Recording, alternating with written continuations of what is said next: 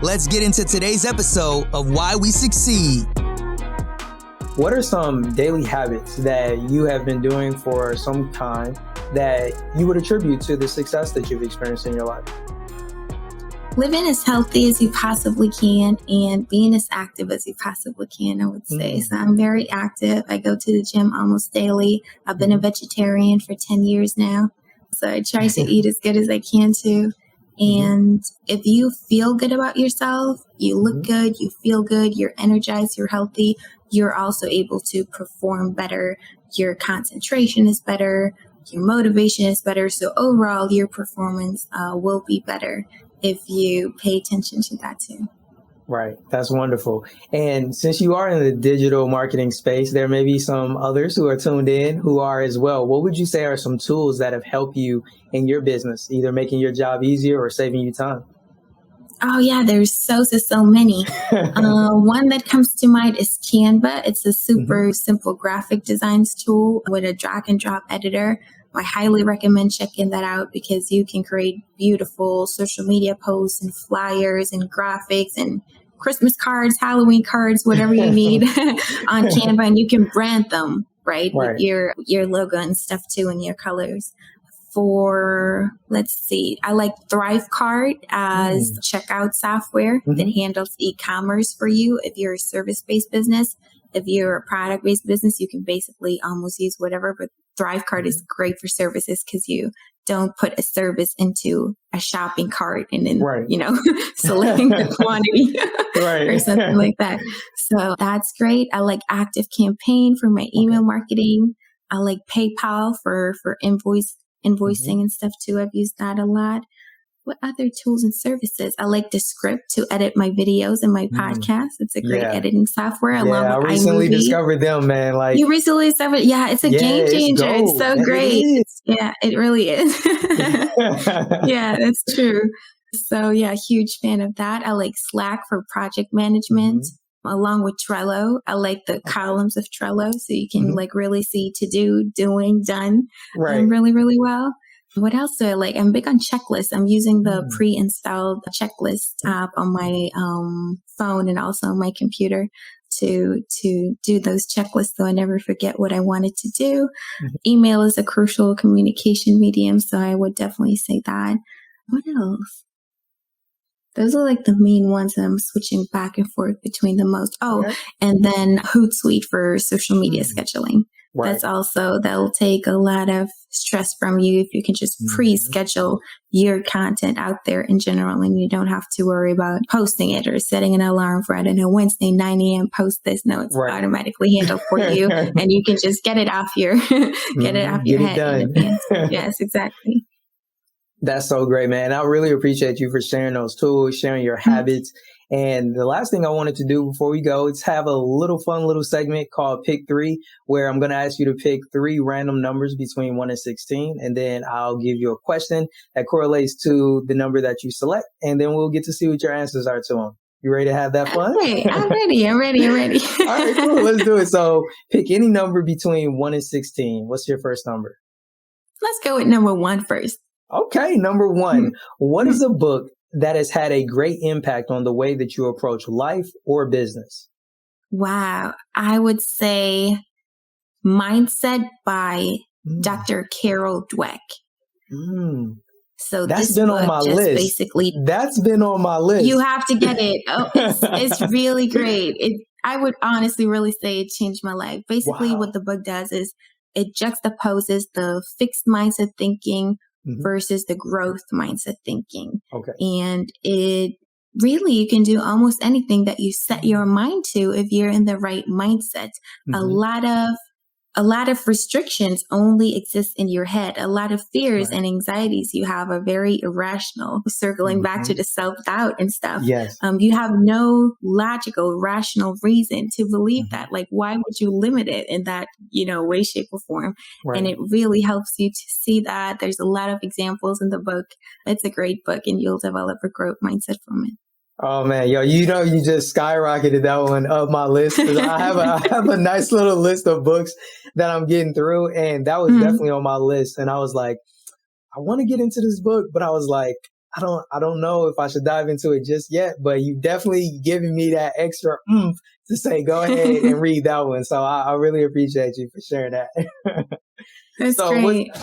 what's your second number between 1 and 16? Let's pick number 10. Okay. Number 10 is, Mhm. what was the first business idea you had, and did you launch it or not? It actually was a marketing agency, and yes, I launched it. Wow, that's nice. Yeah. That's nice, yo, Yeah. because that's something that a lot of people do, right? We have all of these ideas and sometimes we fail to launch. That brings up another question. What allowed you or put you in a position where the first business idea you had, you actually launched it? Yeah, so it was a service-based business, and that is Mm-hmm. so much easier to launch than a product-based business because Right. there's just a lot of factors that you don't have to worry about, and they're not Mm-hmm. part of your equation. You don't have to worry about manufacturing and production and logistics and stock and Mm-hmm. storage and all of that, and shipping, delivery, fulfillment, all of that. You'll have a lot less customer support inquiries and all of those types of things. The infrastructure, like from a technical standpoint, is less Mm-hmm. complex. If there's no e-commerce involved and there's just no product involved in general, and then making a product costs money. Right. Offering a service just takes skills that you have in your brain Mm-hmm. and the Right. knowledge that you have, and you can just go about it and Yes. do it a lot more easily. So it was not as intimidating and overwhelming to launch a service-based business than it would be for people who have like a product idea or Right. even like a super innovative idea that does not exist. Mm-hmm. And they're basically an inventor and have Right. to figure out how to make something that has never Yeah. been never been seen before. So that's a lot more intimidating and overwhelming. And I Mm-hmm. think that's why it was easier for me, I guess, lucky me Mm-hmm. to actually launch it. Yeah. That's great, though. I think that a lot of people can learn from that. I think that when you have those ideas, go ahead, start it, launch it, especially as you mentioned, if it's service based, there's a lot less hurdles, a lot less steps that you actually have to take and overcome before you can actually go from idea to actually doing it. So For yeah, sure. that's Yeah. great. That's great. Last number, what is it? Between 1 and 16? 16. 16. So the question is, what is either a notable opportunity that you missed out on or that you were able to take advantage of? So one of the two, either something you missed out on or something that was notable that you were able to take advantage of. I took advantage of the digitalization going on during COVID, and it was easy for me to digitize everything really, Mhm. really quickly and Mhm. go to Zoom versus in-person meetings and just set up everything that I need to set up to Mhm. operate fully online without having to ever meet anyone in person. Mhm. And it was a really smooth transition. It was very, very digital from the beginning. So I did Right. not even have to change a lot. So it was kind of like, yeah, almost like made for it. And I took Yeah. advantage of that really, really fast, where I saw a lot of other, people still struggling and still like, oh, Mhm. what am I going to do? And Right. all of that. So that was good. And then I also could help them out. It allowed me to Mhm. help people out with that, Yeah. and was actually a business opportunity for me. So See? not only did I figure it out for myself really quickly, then I could Yeah. also go ahead and help other people do the same thing with their businesses. So yeah. That's good. Yeah. That's major right there, because a lot of people were able to take advantage of that. And if you were, you definitely had that upside that came along with it. And like you said, not only just your own customer or client base that you already have, but then new people who are scrambling and try to figure out, well, how do I make this shift? And you can come in, provide and add value to them and ultimately build your business at the same time. So that's great. That's great. Right. Yeah, man, Monique, this has been an absolutely amazing, amazing discussion. Before we wrap up, I want to hand the mic over to you. Are there any questions that you like to ask me personally, or any last or closing words that you want to leave me and our viewers and our listeners with? Absolutely. So first of all, to you personally, Jay, I wish you the best of luck with your podcast. I think it's a great idea. It's a great format, and people are going to get a lot of value from it. It helps them to feel less alone when, other people share their stories. And of course, thank you for the opportunity of having me on your show. Thank you. It's truly an honor, and I'm so excited that we not only had the opportunity to work together, but, supporting one another in the things that we're doing. And now having this opportunity to speak and get on the podcast and have a great discussion, it allowed me to learn a lot more about your journey. And I can definitely tell that you are a very astute businesswoman. Like, you are about your business. And I love that. The structure, the way that you have built up your business acumen, you know what you're talking about, and you have a great way of conveying that information in a way that people can consume it and then go and apply it. And I think that that's rare. A lot of people have the know-how, but they don't know how to, for lack of a better term, condense it or simplify it in a way where people can actually take action. It leaves people confused, like, okay, that sounds good. You're able to do it, but where does that leave me?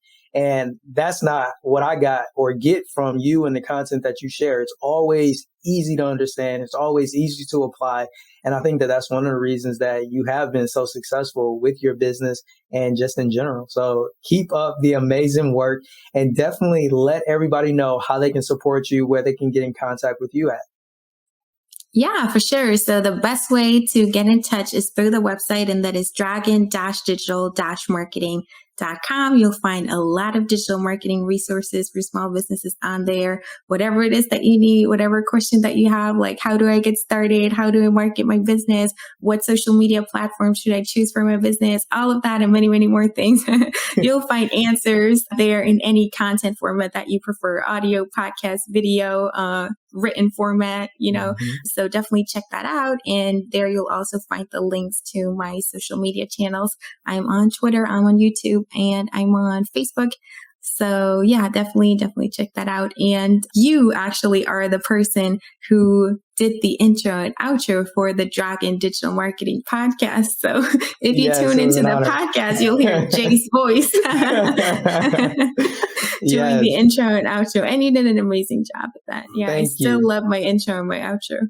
It was definitely an honor working with you. And I'm so grateful. The podcast that you put out, the content and the guests that you have on there, always valuable. And I see you on Twitter all the time. I try my best when I'm on there. I'm not on there a lot, but when I see your content pop up, I try my best to retweet and share with people, because I know it's impactful. It'll help if they just take the moment to go over, check it out. And even the graphics, man, like you do a great job. And I can definitely tell you be using Canva and putting that to use, because, hey, like, it helps, man. As soon as I see your post, there's usually an image that catches my eye. And I'm like, oh man, she's dropping some more valuable information. And, I love that. And one last quick question. This is totally random off the top, which is, what's the story behind the name of your business? Oh, I love dragons. I have a little pet bearded dragon too. Really? His name is Horatio Marquise. Wow. Yeah. Yes, he's 7 years old now, and I'm just obsessed with dragons. So yeah, I thought it was cute, and I liked it from a business name as well because of the alliteration. Dragon Digital. It's it sticks in a person's mind. So yeah, I use that. So that's what inspired the name and the logo as well, because that's a little dragon as well. Yes, I love that. And I just thought, I was like, yo, I wonder what the story is behind the name. And that is so cool. So cool. Yeah. Monique, thank you so much for being a guest on the podcast. If you're ever interested in coming back, we would love to have you come back on the podcast. And just thank you for everything that you shared with us today. It really means a lot to me. You're very welcome. Hi, everybody. This is Monique Idemudia. I'm the founder of Dragon Digital Marketing, which is a digital marketing resource for small business owners, where I help people out with marketing their small businesses and just getting the word out there. And I've dropped a lot of gems and valuable information on Jay's podcast right now. We've had an amazing discussion. So if you want to learn more, check out the episode, and you can contact me on dragon-digital-marketing.com. And you'll also find me under my name, Monique Idemudia, and Dragon Digital Marketing on Facebook, YouTube, and Twitter.